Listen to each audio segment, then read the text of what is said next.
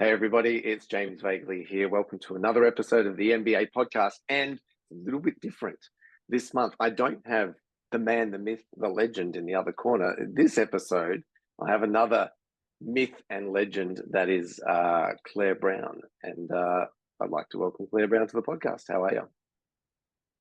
I'm well, thank you, James. Good to be here. Awesome.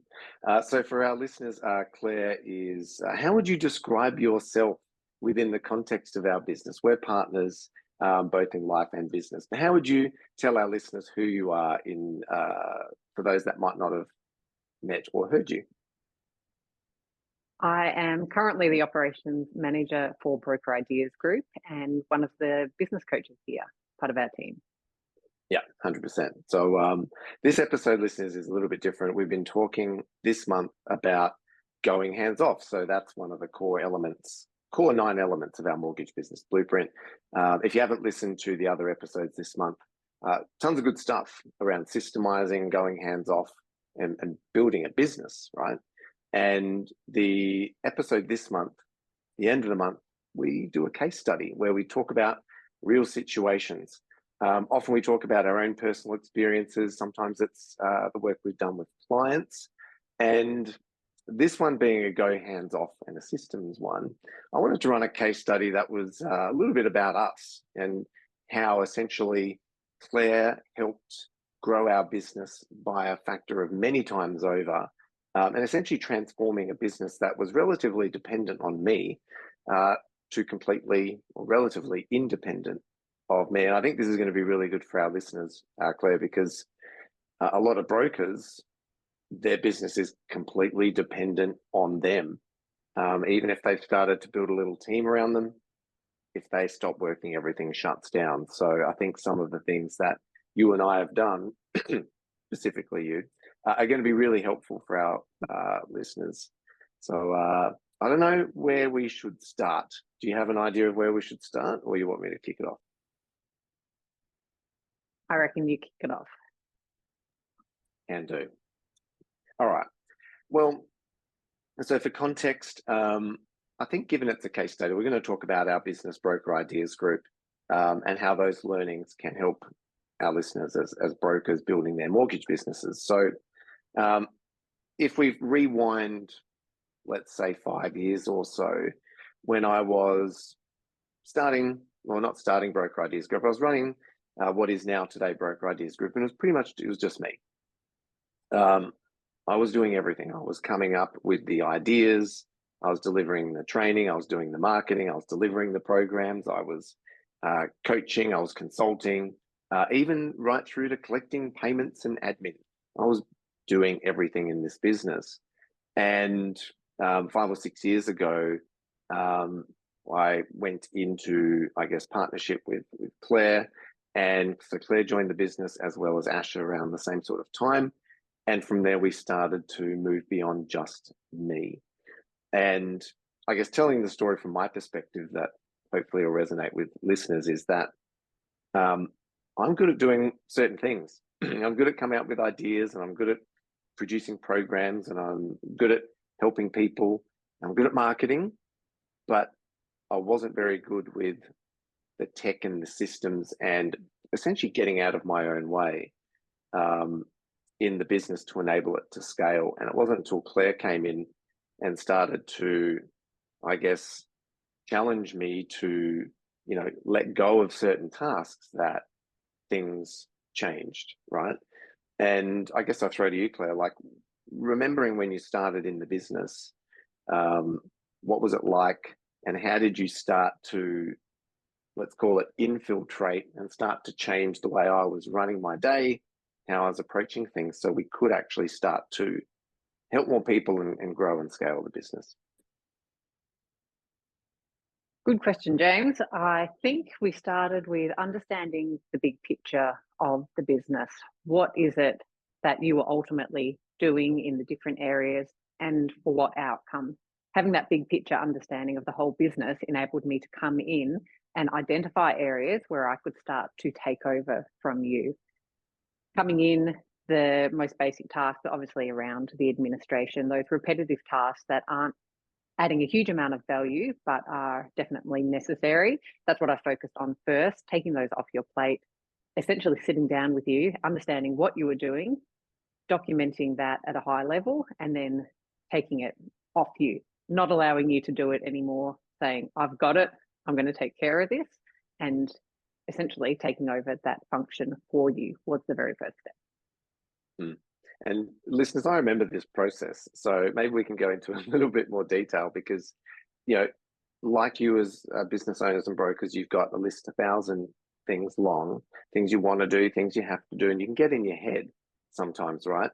And so when you have that long list of things to do, it's almost like you have no time to give the things away. And you remember those times with me where I had a long list of things to do. And I would probably sit there and tell you that, oh, these are all things I have to do. So how did you sort of overcome that resistance? Because I know that's what our brokers and listeners are thinking is, you know what I mean? It takes longer to give it away than just do it, being in your head. Probably blowing my own horn a little bit, but I think the person you're trying to give it to needs to be of a level where they can understand what it's for, what the outcome's going to be, and have the ability to take over that task. If you don't have someone at the level, it's going to be very hard to hand things over quickly. It can definitely be done. It's just going to require more on your part to do that handover process. So I would suggest that the first person you're trying to hand over tasks to should be highly capable at developing processes and understanding business systems rather than just someone who is capable at following a business system, a different skill set. Yeah, okay. So you're looking at a project person instead of a process person. Yeah, that's a good way to put it. Yeah. So you're obviously able to, what's the word, short circuit my day or my getting in my head too many things to do and just go, okay, what are you doing? Show me what you're doing. And when you had enough context about what it is, you could run with that, bring it back for either my review or input and start to piece by piece take things away. So for all of those brokers listening that are 110% over capacity and have no time to even think or scratch themselves, there is still hope. Definitely. Yeah. Yeah, it's all about following the process and having the right person to support. Exactly. So that's kind of how it started, starting to get me a little bit freed up to focus more on the front end. So less time bogged down, more time able to create content and training and marketing to attract more people into the business. So that's the first piece. Then what would you say is the second piece? Because from there, we, were starting to free me up a little bit, but then we decided and worked out that one of the models that we would like to produce or run within our business was being able to have a one-on-one coach to support the advice we were giving our members. And so you stepped in to test that theory or hypothesis and become the first coach. But then very quickly, that was then dependent on you. We weren't able to attract more customers because, well, there's only so many people you could coach. So maybe talk through, in a way, we transferred the dependence then to you. So how'd you escape that? One of the key things that was happening around that time was we brought on our first VA, because even before the coaching was dependent on me, the administration, that day-to-day admin was reliant on me. So we actually brought on our first VA as I was becoming the first coach in our business. So that process of bringing someone in to the administration space was critical to do that first freeing up of me. So the tasks went from James and then they went to me. I built the system around it, and that enabled me to bring someone in to be able to follow the systems for the administration. So that was the first freeing up. That first virtual assistant hire, again, we were going for someone who was more than just a process person, someone who was capable of building further systems. As I had built some systems already, we knew there were going to be more and more systems to build over time. So we wanted that right hire for the first virtual assistant so that they were going to be able to take over not just running the processes, but also building out further processes as the business grew. So that was the first stage of freeing me up so that I could move into that business coaching role. And similar to the administration space, it was something that initially took a lot of time both to systemize and to deliver, so that, as you said, we ran into the capacity issues with myself around the coaching. There's only so many clients that I could work with. So just like the admin space, we needed to work out how to free me up and move me into the next phase. Exactly. And obviously that resulted, excuse me, in going from you as the single coach to building out ultimately a team of, I forget, do we have up to maybe 8 coaches at one point? One of them then was a team leader, yes.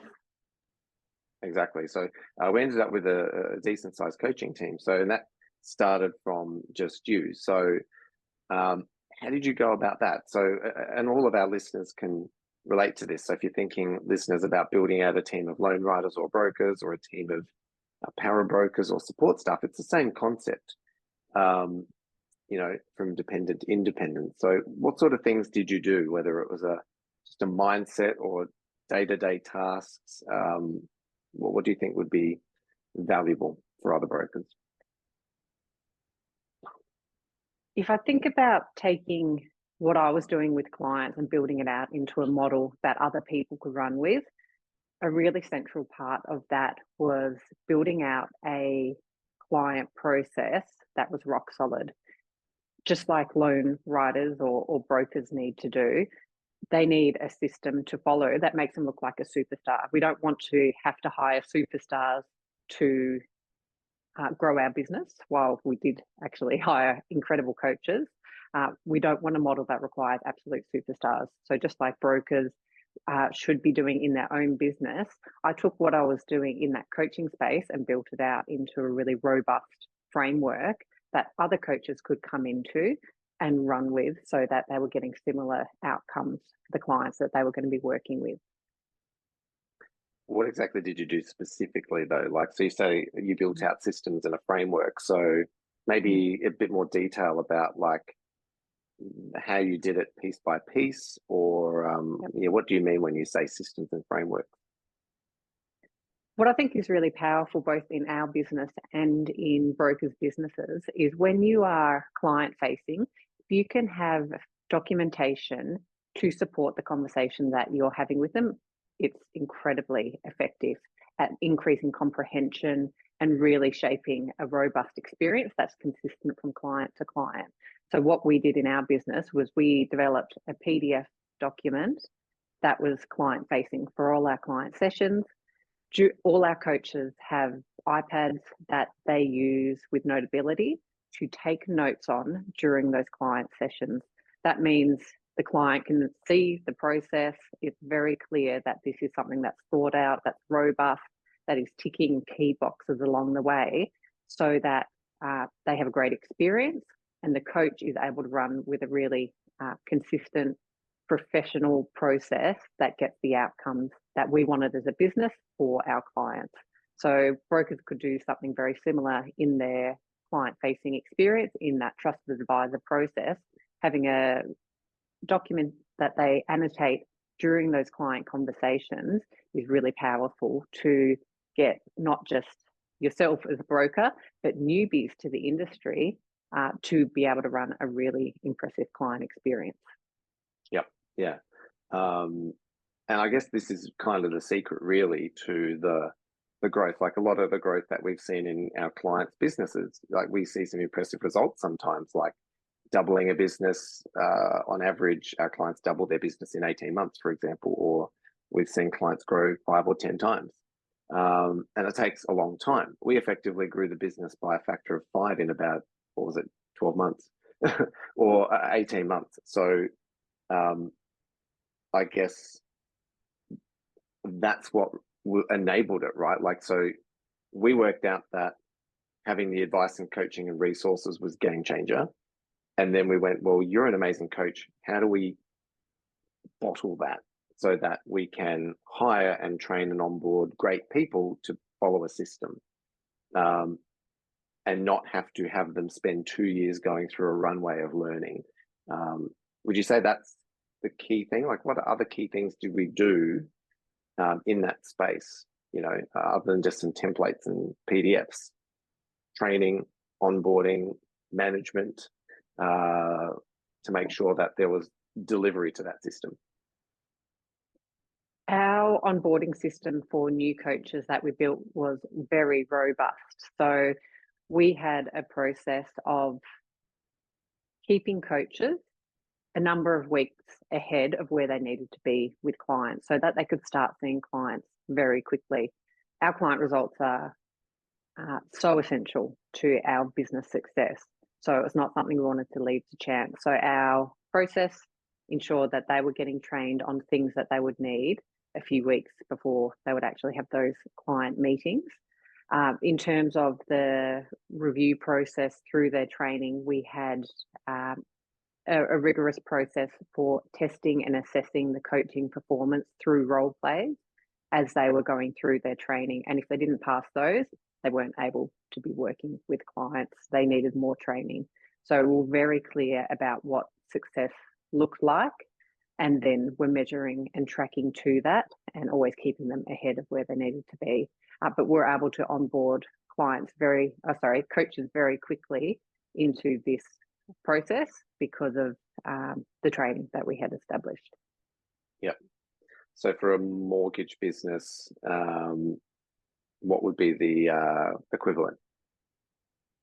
In a mortgage business, I would be, once you've developed that trusted advisor process and have clarity on what loan writers or mortgage brokers should be going through with clients, I would set up a process to train new brokers in that process and have regular reviews to make sure they're moving towards what success looks like. Yeah. And obviously that starts to be, let's say in our business, you were coaching and then building out a coaching team and looking after it, but that's still dependent in a way on you to make sure that was working. So we had the systems and the onboarding in place, but how did we take it one step further so that it didn't have to be you to be the one checking and measuring and making sure the coaching calls and accreditations were all working? Ultimately, we got to the size that we'd determined where we were going to make one of our coaches into a team leader for that coaching team. So that was part of our plan, to continue to extract myself and obviously keep you at a high level in the business. So our plan was to promote internally, because we think that having opportunities for growth in careers is a really key part of a value proposition for employees. So we wanted to hire internally or promote internally for that team leader role. So then my focus shifted to supporting that team leader and enabling them to do what I had previously been doing with the coaching team. So they stepped up, and then I was able to step back out from that coaching space. Yep, there's a fair bit in there. Anything specifically that you did there? Like, so for example, in some of the broking businesses we work with now that have good sized teams, what would you suggest there in terms of whether it's loan writing teams or virtual assistant teams, promoting for within, having somebody take over the management of that? I guess even before I was training up that team leader, there's the actual management of the coaching team, which I was doing initially. So there's definitely a need to develop your skills in team management. If that is not your thing, you definitely need someone in the business who it is their thing, because it is so vital as the business grows. Looking after your team is number one. If you look after your team will look after your clients and your business. So that is critical as the starting point to build up leadership skills within your team, either yourself or bring someone in who loves doing that. In that case, that was me, James is incredible, inspiring leader for our team. He's not a manager like I am. So we had complementary skill sets in that regard. So building up leadership capabilities as a first step. Then when it comes to transferring leadership to someone else within the team, having clarity on the role description is critical. What are their success criteria? What are they actually measured on? So that they have clarity of what that looks like, because we want our team leaders to take ownership of their roles rather than us micromanaging and saying, do this, don't do that. If we can have a bigger picture clarity on what the purpose of the role is, what success looks like, then they can really step into the ownership of that and build up autonomy in their roles and enable you to step back and let go. But without clarity on what success looks like, that they could just do anything and it may be completely out of alignment with what you need as a business owner. Yeah, nice. Yeah. So it's kind of like you almost need three different types of people in the business, right? There's the creative, the systems, and the management or leadership. And sometimes there's crossover. Like for the brokers that we work with, they're often on the creative side. When we say creative, like business development, partnerships, talking to people, bringing in the business, that's kind of a skill set. That's kind of my skill set. And then there's that systems skill set, which is how do we take all of that amazing stuff we do and make sure other people can do pretty much that. Like, how do we make sure we can develop marketing and sales that's like me? How do we make sure the coaches that we employed did as good a job as you as our initial coach? That's that canning and cloning, I guess, so to speak. And then the management leadership. So they're all different skill sets. Like, how do you reckon that works in a mortgage business, like knowing the various stages they could be at? Yeah, they're probably leadership skills that are required in the business, because then there's the people actually doing the work as well. And that's a different skill set again. So for us in the coaching space, it was really critical for us to take on people who were highly motivated by giving and contributing. A big thing that we did was look at print surveys across our team and the characteristics of the type of people that suit different roles. In a leadership sense, though, system skills, management skills, and creative business development, they're definitely critical. Yeah. I guess if we're thinking about it, like going back to the concept of this episode in general, like how you and I, and particularly you, transformed from dependent to independent, it's lots of layers, right? Like a lot of stuff depended on me.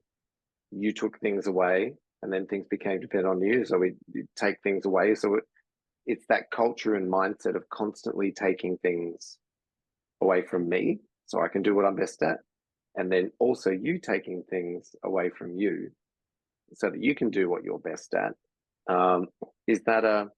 And we've also instilled that now in like other areas of the business, like our head of admin, and when we had a head of coaching, they all continued to do that. So, for our listeners, the business ended up in a position where, okay, it was started dependent on me, then it was a little bit dependent on me and Claire. And then we got it to a stage where it was relatively independent of the both of us because of this layer of removing, systemizing the creative and systemizing the delivery, and then installing management to make sure that actually happens. Would you add something to that? One of the key things that we did, and I would highly recommend anyone in a mortgage business doing, is to build up systems capabilities within your team and to give someone ownership of systems in your business if that's not your skill set. Ideally, even if it is your skill set, I'd still give it to someone else because there is more value in you driving your business. So what we've done is one of our virtual assistants here is the head of business administration. They are responsible for everything system related in our business. I no longer have anything to do with how systems are set up or updated in our business is completely looked after by our virtual assistant team, with that key person responsible for setting things up according to the company processes. Again, they've got clarity on what success looks like in their role. They look after all the housekeeping. They set up new systems as needed. It's completely done by our support team, and it's an absolute game changer. I never have to push any buttons.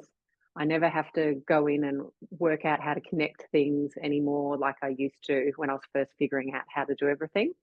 So it's a game changer. It enables you to continue to do those 1%ers, which you should be doing every single week in your business.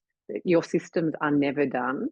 You always need to be updating and improving them. And if someone in the team can be looking after that for you according to your directions, you know, your high level direction of this is the outcome that I want, they can just look after it for you, and you can keep your business really top notch in terms of tech and systems, and industry leading in terms of the efficiency of your system and the effectiveness of it. So I would highly recommend building up those capabilities within your team.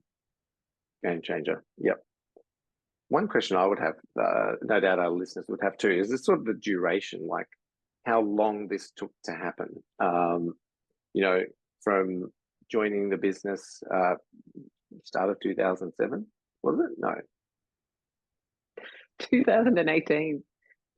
I was going to say, like, that sounds a long time ago. Like, I've literally skipped a decade. There we go. 17 or 18? 18. Start of 18. Okay, there you go. There we go. From the start of 2018, when it was mostly just me too, when, yeah, essentially we would consider it relatively independent.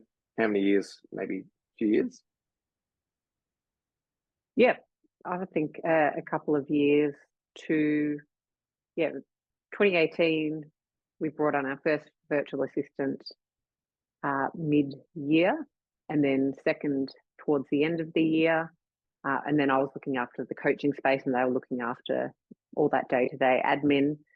From there, the coaching team, I believe, started to grow at the start of 2019. That's when we brought on our first coach and grew from there. So in terms of getting the team leaders in place, I think it might have been another year or two from that point that we moved to where we had the head of our coaching team and the head of our admin team.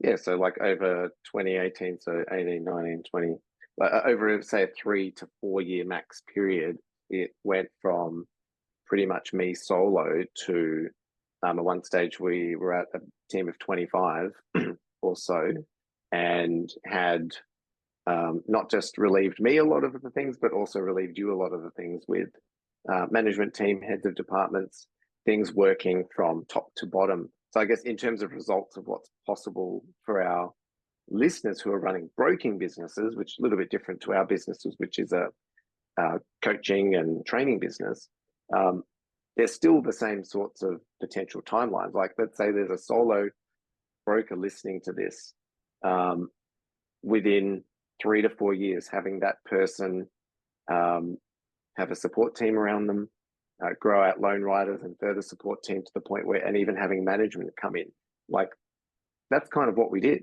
So I wouldn't see why that wouldn't be possible as well for a mortgage business in a similar time frame. Yeah, 100%.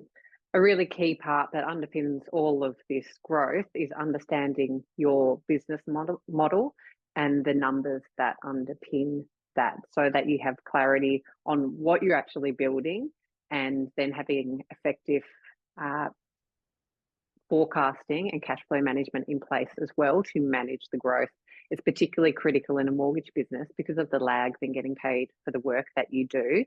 The understanding of the numbers is absolutely critical. We do see in the industry people building big teams and not understanding the numbers. And when you think about their volumes and the size of their team, you can see that the profitability would be low, or they're just relying on a very significant trail because they've been doing it quite some time. So I guess that's one caveat to keep in mind is when we are building out a big team, we need to be super clear on the model and the results that we are going for to ensure that we've got the profitability as well as the pulling ourselves out and being able to focus as the business owner and be off. That's true. Yeah, that's another good point. Would be in as well making sure that you can build a business of that size. So, for example, it's all well and good to build out systems in a large team, but you also have to have the skill set to be able to feed enough deals into that system. So, in the case of our business, that what you did, Claire, and with the rest of the team, freed me up to do more marketing and more content more often to drive more interest in our programs and training and coaching that enabled the growth. So I think a lot of brokers do drop the ball sometimes on that. They systems and team, but they're not really doing anything to make sure that the inquiry level is boosted. So that's kind of key too. Yeah, definitely. Is there anything else? I mean, it's obviously a relatively short podcast. This is the sort of thing we could build out and talk all day on, right? Like it's complex and there's lots of moving parts to it. But are there any core things you would say that we haven't touched on in this episode that under the umbrella of maybe not so much our business, but advice to brokers listening to this that are looking to move closer towards a business that is not necessarily completely independent and hands-free, but to the point where they've just got choice, where if they go away for a week or a month, it keeps working without them. And if they choose to work in it and do what they love, they can do that too, but they're not chained to the desk. Is there one, two, or three things or anything that we haven't touched on that would be valuable for them to hear? Being very clear on your skill set is key when building out a team. What are you good at?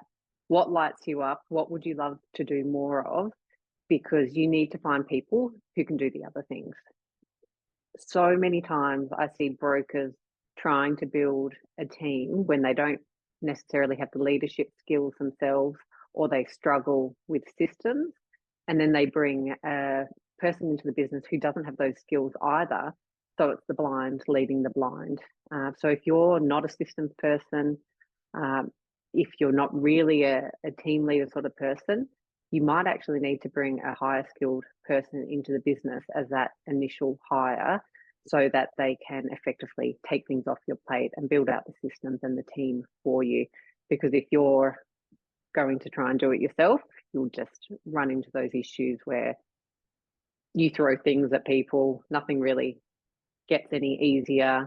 They get frustrated, you get frustrated, they end up leaving the business and you're back to square one. So I think know what you're good at and hire complementary skills into the business.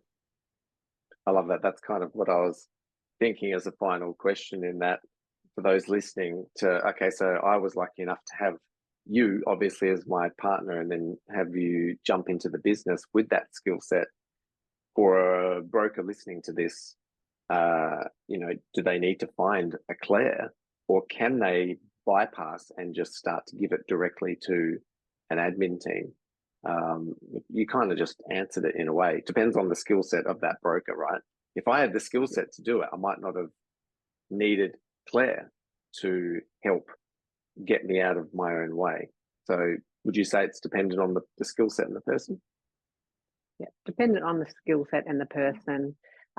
You don't need to hire onshore to get complementary skill sets. I think people have limited views of what people can do offshore. There are incredible people offshore, just as there are incredible people onshore. So be very clear about what you want. Be prepared to pay more to get the right person because it's so worth it. Yeah, 100%.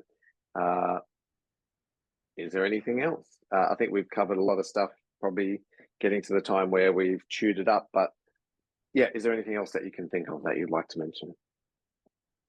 I think we've covered off a lot today. Nothing further is springing to mind. What about, this is the last one, because I talked a little bit about results, but from my perspective, freeing me up to focus more on marketing and putting together great content for our members. But what sort of results for you personally? Okay, we talked about, yeah, we grew the business 5 times and we've helped a lot of brokers do amazing things. But yeah, personally, in terms of results, getting to that independent stage yourself, like how did, comment on that? My greatest satisfaction in business comes from working with our clients and seeing their results, and then working with our internal team. Seeing their development is incredibly rewarding personally. It's the biggest thing that drives me. When one of the outcomes of making the business run without you is that you are actually less needed by the team, which can be a little bit of a shock when they do become highly independent. So that's just something to be mindful of, that will happen when you do this effectively. But then the time that you have with team can be really about those relationships and keeping that really strong connection with them. And that's the best part about what I do. I don't need to be involved with the details of the work. I still love being connected with the team and just seeing them be able to not only do the work that I did, but think about new ways of doing things and making things better, and just taking over that whole process. That's definitely been the most rewarding thing for me. Yeah, that's cool actually, because a lot of brokers probably think, I don't want to get into the management side because I love the client side. But what you just said is a little bit like, now I get the joy of helping my team who are helping the clients. And you're seeing a much bigger impact and scale, not just at the clients, but for other people and their careers too, which is pretty cool. Absolutely. I love it. Nice. Cool. Well, maybe let's leave it there. This has been a fun case study, to talk about how Clare helped transform this business and grow it substantially in a fast amount of time. If you're a mortgage business or a broker and you want to go hands off, you want to build a real business, what we talked about in this episode directly relates to your broking business. These are the sorts of things that's possible when you take on board the things that we talk about in this podcast and our training program. So as always, if you'd like some help, give us a buzz and let's have a chat about growing your business too. But thanks, Clare, for doing a very different episode. You look a little bit different to Ash. I think our listeners that are watching this, a little bit different to have Clare in the seat compared to Ash, but it's been fun. It has been fun. Thanks for having me, James. Cool. All right, listeners, we'll wrap it up there, but I will see you again next week. Ash will be back in the seat as always. So I hope yourselves a good week and talk to you later. Bye for now. See you later.